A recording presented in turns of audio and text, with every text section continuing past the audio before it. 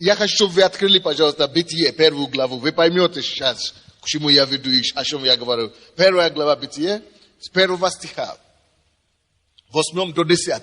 Очень важное слово. Здесь написано, 1 стиха Бытие. Вы все знаете эту историю, но здесь будет откровение, которое нам поможет. Вначале сотворил Бог небо и землю. Так, это все знаем, правда? 2 стих. Земля же была безвидна и пуста. Окей? Земля же была безвидна и пуста. И тьма над бездной, и Дух Божий носился над водой. И сказал Бог, да будет свет. И стал свет. И увидел Бог свет, что он хорош. И отделил Бог свет от тьмы. И назвал Бог свет днем, а тьму ночью. И был вечер, и было утро, день один. И сказал Бог, 6 стих, да будет твердь посреди воды, и да отделяет она воду от воды. И 7 стих, и создал Бог твердь, и отделил воду, которая под твердью от воды, которая над твердой. И стало так. Так, 8 стих. И назвал Бог твердь небом. И был вечер, и было утро, день второй. Что я считаю, почти непонятно пока, да? Но считаем дальше. 9 стих. И сказал Бог, да соберется вода, которая под небом, в одном месте, и да явится суша. И стало так. 10 стих. И назвал Бог сушу землей, а собрание вод назвал морями. И увидел Бог, что это хорошо. Потрясающее, глубочайшее познание здесь. Это у меня уже было до Италии, но вот после Италии я еще больше утвердился в эти слова. Что же тут я вижу такое оригинальное, которое нам надо слышать? Бог увидел ситуацию мира, земли, с 1 стиха, 2 стих, что земля была безвидна и пуста. Земля была полностью пуста и безвидна. Что такое безвидна? Темнота. Она была густая тьма. Это то же самое, что вы закрыли глаза вот так. Вы смотрите, это то же самое, что вы смотрите в бездну. Смотрите, ничего не видно, нет цвета, нету ничего. Тьма. И пусто. Пусто и тьма. Ну, если тьма, то пусто. И вы знаете, что Бог сделал? Бог решил что-то сделать с всякой пустотой. Бог принимает решение не быть равнодушной всякой темнотой, ко всякому мраку, ко всякому тьмой, ко всякой тьмой. Бог не может быть равнодушным. Бог смотрел и увидел пустоту. Нет, надо что-то сделать об этом. Поэтому я буду атаковать всякие пустоты в Украине. Либо это пустота духовная, я уже это достиг. Никто это уже не отрицает. Уже результат есть на лицо по поводу пустоты духовной. Что у нас есть результат в руках. Пустота политическая тоже, вы помните, не поднялись. Люди думают, что Сандей только находит тему и бьет. Я как мой Отец Небесный. Находит ситуацию, что не в порядке, что не соответствует с порядком Божьему. Вот начинаем бить, разрушать это все. Вот все, что не в порядке, все, что темнота, но тьмой, мрак, все, что мрачно, все, что пусто, все то, что все то, что безжизненно, все, что умирает, все, что убивает. Это Божья ответственность. Но мало того, что Божья ответственность, Бог нам дал ответственность за землю.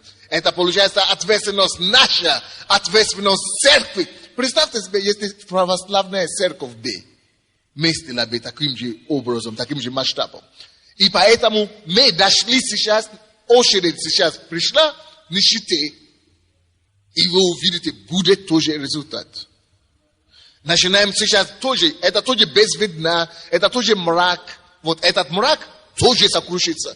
Допустим, я начал это все учить, и такие предложения начинают приходить. Сегодня я приехал, вижу, письмо лежит у меня на столе.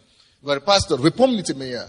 Вы были 2 месяца назад в Америке, Нью-Джерси, и вы меня позвали, так и было. Вы меня позвали из зала и сказали, Бог тебя будет использовать в области бизнеса.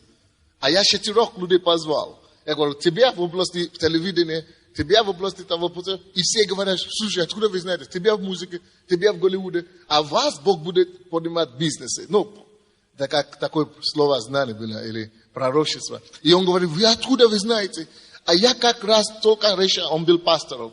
И Бог говорит, и он говорит, я только принимал решение. Господь, чем ты хочешь, чтобы я занимался? И он говорит, я чувствую, что это бизнесом.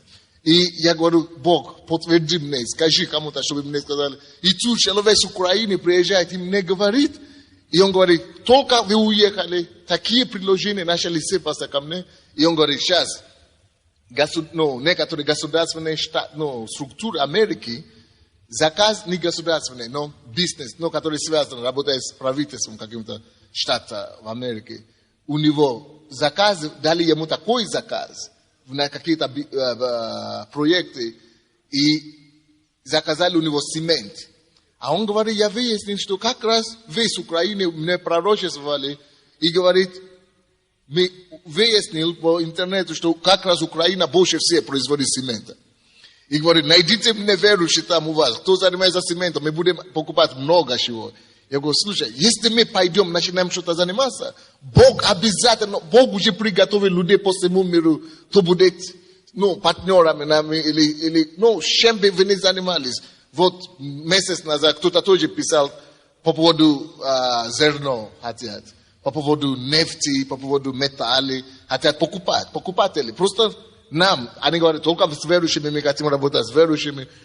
То есть, представьте, если мы что-то начнем делать, Бог просто этим может нам говорить, что слушайте, ребята, я хочу, только идите начните что-то делать, потому что Бог заинтересован, чтобы построить царство Его. А если мы, как Его служители, как Его слуги, начинаем видеть ситуации, что люди в нищете живут, или что люди живут в проституции, или люди живут в какой-то невежестве, если мы начинаем это атаковать, помните, что Иисус сказал, если вы что-то свяжете, или на другом переводе это говорится, если вы запретите что-то здесь на земле, если вы объявите войну что-то здесь на земле, если вы приостановите что-то здесь на земле, сам Бог на небе будет реагировать и будет запретить то же самое, потому что вы запрещаете.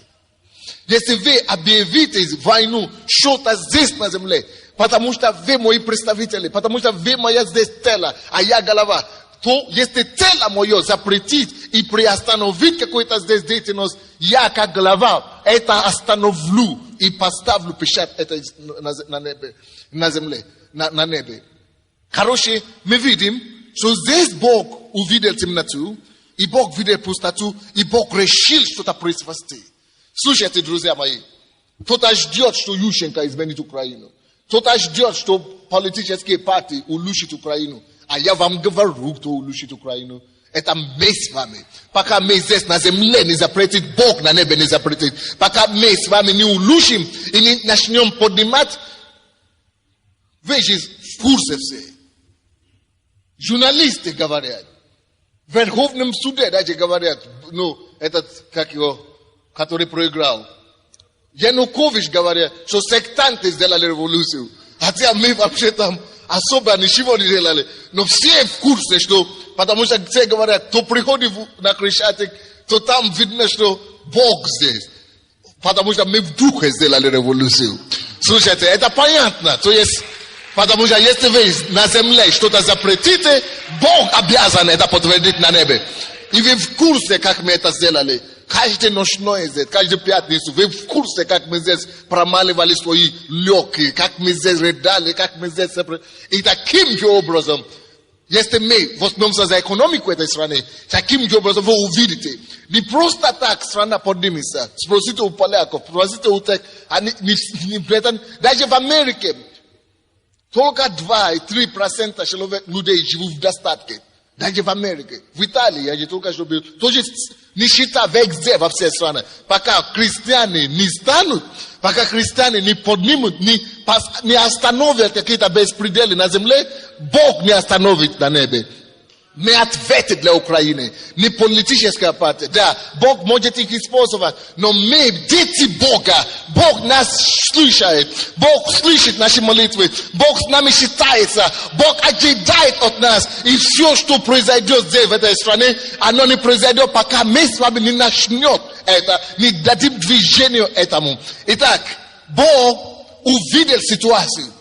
Слушайте, во-первых, когда мы с вами читаем Библию, вы должны одно дело отчетливо понять. Мы видим действия Бога, мы видим Божье отношение к вещам, и этим же Бог хочет нас учить, какое должно быть наше отношение к вещам. Если мы видим, что Бог увидел темноту и решил что-то сделать с этим, если мы увидели, что Бог увидел пустоты и темноту и принял решение, не может быть равнодушным, этим самым Бог хочет мне сказать, нам сказать, какое должно быть наше отношение, как мы должны вести свою жизнь на земле. Следовательно, и мы не можем быть равнодушны к любым разрушениям.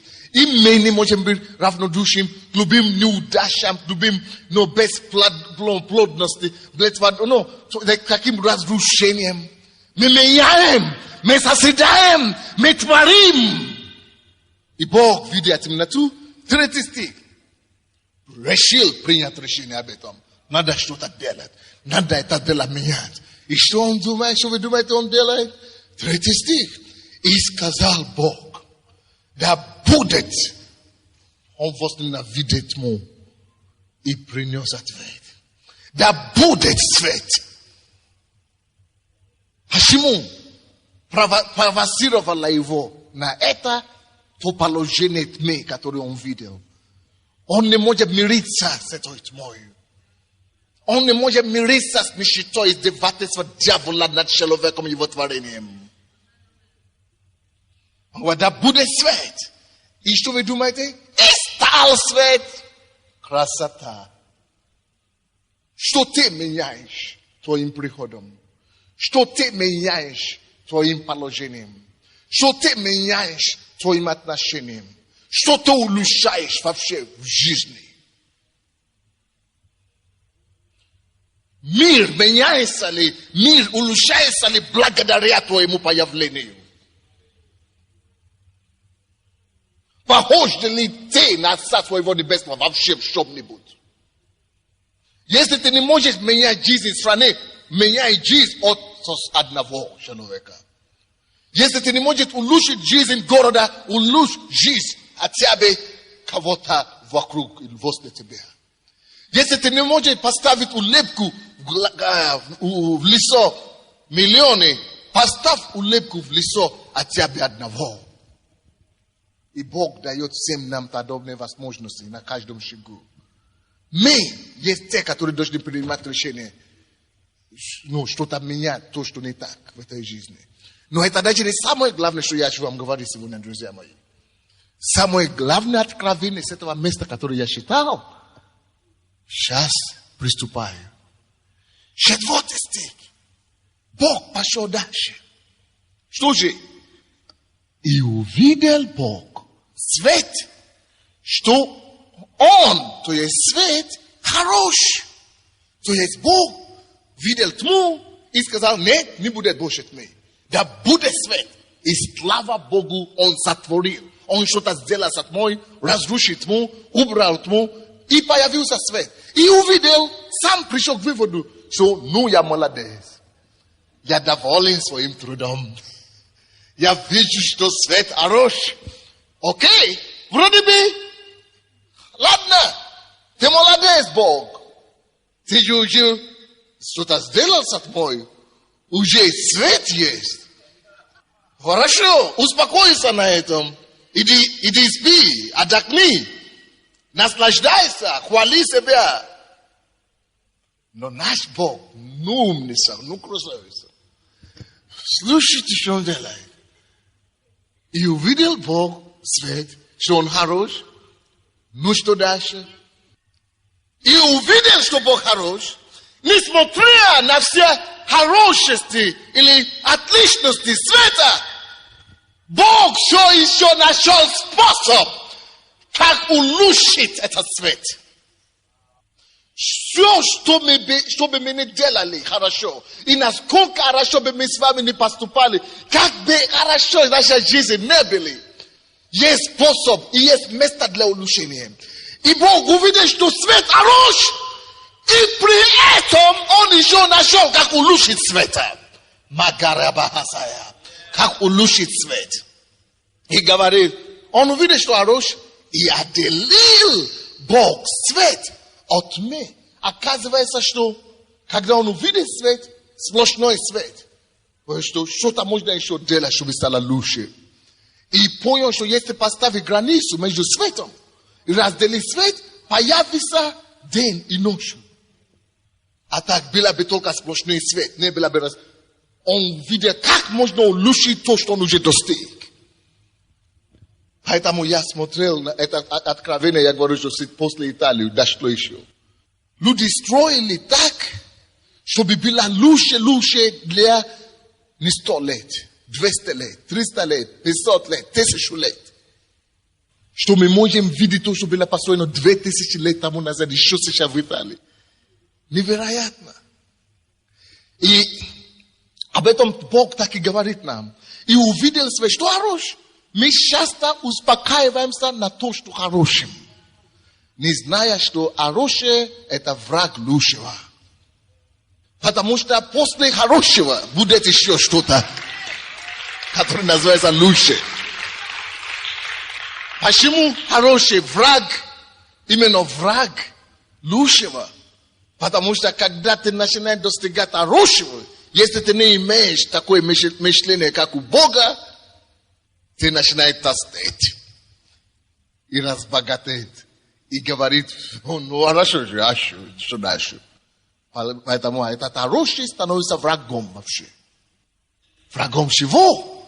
Врагом лучшего, который могло бы еще даже выйти с этого хорошего. Причем врагом, потому что он уже не хочет, чтобы ты продолжал что-то делать. Он уже хорош. Братья и сестры, чтобы мы с вами не достигли сегодня, анализируй, продолжай анализируй, пока ты не увидишь, где и в чем его улучшить. Давайте, что мы сейчас делаем? Конечно, слава Богу, что мы здесь нам не разрешают делать ремонт и так далее. Я бы уже перевернул это место вообще вверх ногами. Но слава Богу, не разрешают. Зато мы построим свое. И вы увидите, что мы построим. Но не только о здании, вообще о жизни людей. Если вы уже что-то делаете хорошее, подумайте, где еще тьма. Поэтому, когда мы начали строить церковь такие, чтобы была вообще альтернатива для людей, чтобы было куда люди идти. Мы построили, люди начали к нам идти. И здорово, вроде бы, у нас уже церковь. Но горе мне, если я на это успокоюсь. Поэтому я начал бросать весов на всю страну, что должна быть возрождение всей страны. Что позор так жить, как мы живем. И мне не стыдно, мне не боюсь, пускай убьют. А никто не убьет, слишком маленькие. Все бесы и все они, чтобы меня остановить. Я имел порушение от самого высшего. Короче, не об этом сегодня. Короче, мы бросали весов на всю страну, что нет, нельзя так жить. А потом мы видели, что бандиты хотят править нами. Мы говорим, нет, не будет так. Мы бросали весов это. Мы не должны остановиться на чем делаем. А потом я заметил, слава Богу, что нам надо строить здание. Я заметил, некому поднимать руку, чтобы дать $500, 500 человек, чтобы дать по $1000. Но позор Богу, что дети Бога так живут. Надо это тут тьма, которую надо разрушить. Надо быть как Отец свой небесный, как Иисус. Он так говорит, я как Отец мой небесный. Я делаю то, что я видел от твоего творящего. Вы видите маленького пастора Санде? Вот у нас что это общее. Как хотелось бы, чтобы мы тоже были такие с вами. Но Иисус, даже когда он уже, Бог, даже когда он уже достиг, вроде бы такой феноменальный результат. Исследование, друзья мои, это ключ улучшению. Поэтому, чтобы мы с вами не достигли, чтобы мы с вами не совершили, давайте продолжаем копаться в это. Улучшать это. Это то, как я делаю с Библией. Когда я читаю Библию вот так, я говорю, Боже мой, я это уже знаю. Я начинаю копать, задавать себе вопрос, что еще здесь Бог старается говорить, что я еще не знал. Ну, допустим, что здесь Бог говорит, что здесь Бог. Я начинаю копать. И хотя я это уже читал миллион раз, но на 1,000,001 раз и увижу что-то опять новое. Потому что это принцип Бога. Потому что если ты будешь продолжать анализировать и копать, ты увидишь, что улучшит. Я хочу, чтобы вы обратились к кому-то и скажите, слушай, что ты достиг? Теперь посмотри, как можно это улучшить. Посмотри, скажите кому-то вот так, что ты достиг? Теперь посмотри, как можно это улучшить. Нет, это на самом деле серьезный вопрос. На самом деле, что ты достиг? О чем ты гордишься? Чем ты хвалишься? Где твое достижение? Теперь остановись, копайся дальше, исследуй это еще глубже и приди к выводу, где и в чем еще можно было бы это улучшить. Вы поняли меня? Следующий стих, 5 стих. И назвал, 4 стих. И увидел Бог свет, что он наружу, и отделил Бог свет от тьмы, и назвал, 5 стих, Бог свет днем, а тьму ночью. А если бы он не разделил? Если бы к нему не пришла эта идея, что можно разделить тьму, потому что в каждом свете, какой бы он ни был мощный свет, есть тьма. В любом свете есть где-то тьма. И когда он это понял, Бог, и разделил, посмотрите, что у нас получилось. Новое изобретение. Получилось новое изобретение. Раньше у него было изобретение, бы остановилось только бы на свет. Была тьма, и теперь свет, будем гордиться. Но благодаря тому, что он продолжал копаться в это, и разделил, у него новое изобретение появилось. Слушайте, братья и сестры. Вы знаете, Ньютон, как его зовут? Какой его? Ньютон. Исаак Ньютон. Вы знаете, как он достиг все его откровения? Все это этим принципом. Исаак Ньютон. Ну, Самуил, как электричество, кто его? Эдисон. Вы знаете, как он дошел к этому? Потому что сотни раз, 900 раз, 999 раз пробовал. Люди видят, что они достигают, и критикуют себя, задают себе вопрос, как можно это улучшить еще. Слушайте, братья и сестры, давайте возьмем это вентилятор. Если ты работаешь по ремонту вентилятора, начни смотреть на него. Пиши первый вопрос. Почему вот только так крутится, а не так? Почему такой размер, а не еще меньше или больше? Напиши 100 вопросов. И поставь себе задачу в том, чтобы улучшить каждый 100 вопросов. И ты увидишь, ты выйдешь на рынке вентилятора миллионером, победителем. Ты будешь больше заработать, чем ты вытеснишь из рынка. Допустим, кто-то сделал ваши очки, извините. Посмотрите на эти очки. Зададите себе задачу, что я задам 10 вопросов этим очкам. Себе об этих очках. И на эти 10 вопросов поставьте ответ, как можно его сделать по-другому. И вы обнаружите, не надо даже сделать завод, не надо создать завод. Просто напишите свои ответы на бумаге, нарисуй его и кому-то дай заказ, пускай тебя сделают такое. У тебя получится патент на новые продукции. И у тебя будет новый патент. И из этого патента ты можешь выйти на рынок. И все заводы будут на тебе работать. Посмотри на обувь, которую ты одеваешь. Посмотри на одежду, которую ты носишь. Посмотри на сережки, которые у тебя в ушах. Посмотри на... И задавай вопросы. Это то, как Бог стал творцом. Слушайте, мы дети Бога. Бог, Творец или нет? И мы созданы по Его образу. И если Бог Творец, значит мы тоже созданы быть Творцом. В чем-то. Умственно. Что делают люди? Что делали до вас? Начните задавать вопросы. Копаться, исследовать это. Бог через это начинает творить через вас и начинает выражать себя как Творцом через вас.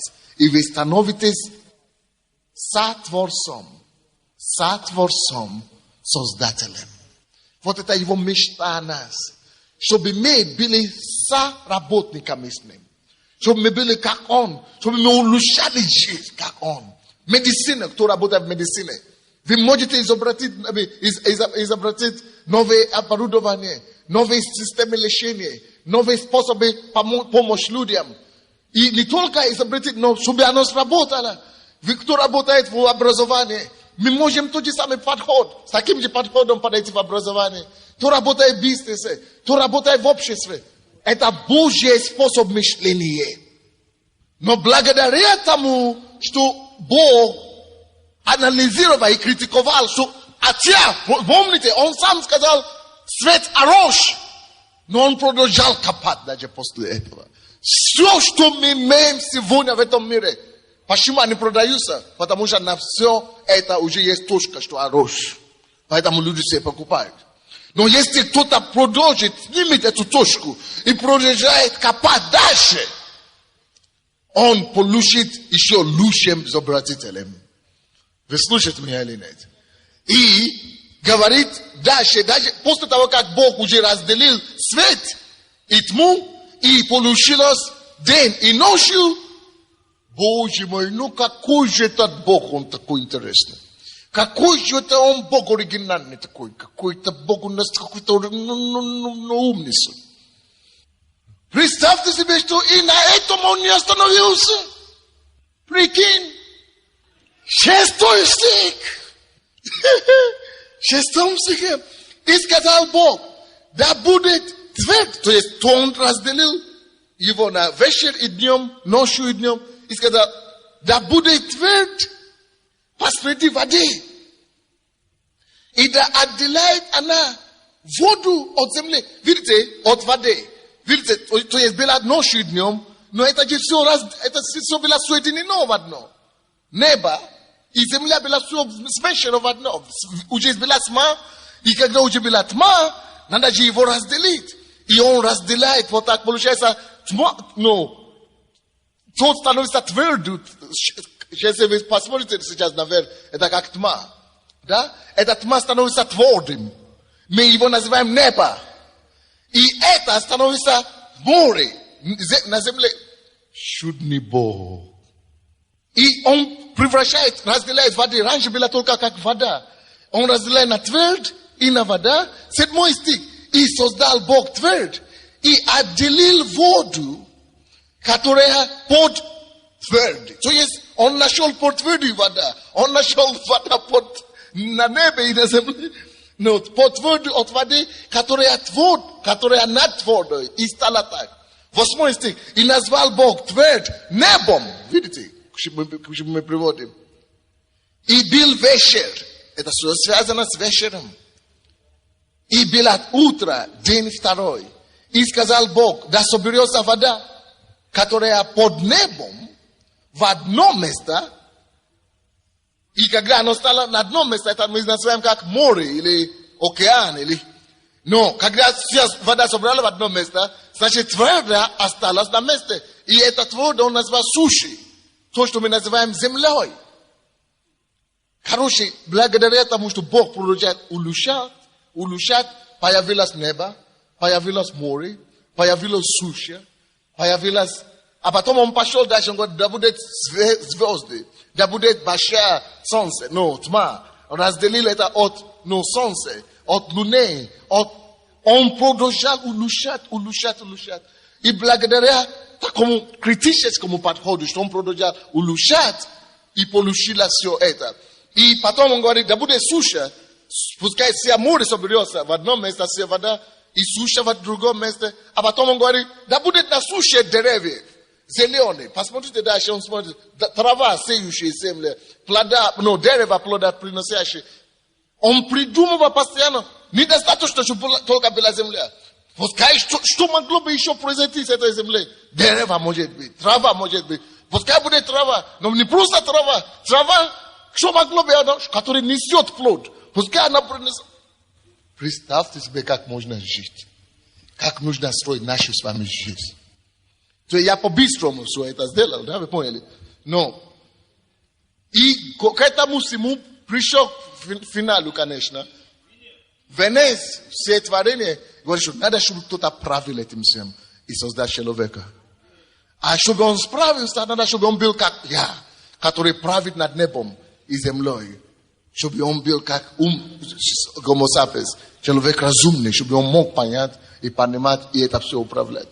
То есть Бог, он умница, он чудный. Но то, что Бог чудный, это всем понятно. Но дайте мы поймем же, к чему он все это говорит нам. Зачем он нам рассказывает, как он это все делал? Чтобы мы могли быть сотворцом, сотворителем, как он, с ним. Чтобы мы могли иметь его натуру, его природу. Чтобы мы могли также улучшать жизнь. Чтобы мы могли справляться с тьмою, темнотою. Чтобы мы могли улучшать жизнь, куда бы мы ни приходили. Кому-то понятно, что я пытаюсь говорить, или просто выброшенные слова? Вы к себе такому вопросу поставьте сейчас. Что и где я мог бы сам этот принцип реализовывать? Давайте зададим себе такой вопрос. Не только на работе, не только в производстве, и в семье, и дома, везде на работе, коллеги, в церкви, везде. Давайте будем применять этот принцип. У себя тоже, в своем, как вы выглядите физически, духовно. Давайте возьмем 2 минуты для размышлений. Давайте закроем глаза наши. Закройте ваши глаза, преклоните вашу голову. Для размышления подумайте просто. Пускай Бог вам дает идеи сейчас. Мысли для размышления. Пусть идеи приходят к вам. Бог есть Бог качества. С одного качества на другое качество. С одного качества, которое хорошее, еще на высшее качество. И Он хочет дать нам такую натуру. Уже у нас получилось построить церковь, но как по поводу политической ситуации в стране? Значит, и там надо принести изменения. А как по поводу экономической? А как по поводу того? Как по поводу другой? Как можно быть как Бог сам? Улучшать мир. Принести новые качества. Пусть Бог вам проговорит сегодня. Пусть Его Дух поработает с вашим Духом. Пусть ваш подход и отношение к миру изменится. Пусть Он соделает вас сотворцами с Ним. Чтобы вы могли творить вместе с Богом. Улучшать мир вместе с Богом. Подумайте, помолитесь. Попросите у Него помощь. Попросите у Него благодать, мудрость. Чтобы Он открывал вам глаза духовные. Чтобы вы начали видеть, понимать, как можно там улучшить. Как можно здесь улучшить. И когда вы читаете Библию, чтобы вы получали созидательные мысли новые. Господи, в именем Иисуса, я прошу, чтобы Ты открывал нам всем духовные глаза. Чтобы Ты сделал нас, Господь, сотворцами с Тобой. Чтобы мы начали творить вместе с Тобой. Чтобы мы начали улучшать мир, улучшать окружающий себя, улучшать жизнь людей, улучшать, чтобы мы стали, Господь, как Ты, с одного качества на другое. Чтобы мы не остановились на роще. Чтобы мы знали, что роще это враг лучшего. Чтобы мы всегда знали, что с каждым оружием есть лучшим. Чтобы мы, Господь, стали теми нитками, теми людьми, которыми Ты будешь строить новое, созидать и творить все свежее. То, что мы отдаем себя в Твои руки, мы просим Тебя, помоги нам в этом. Во имя Иисуса Христа. Аминь.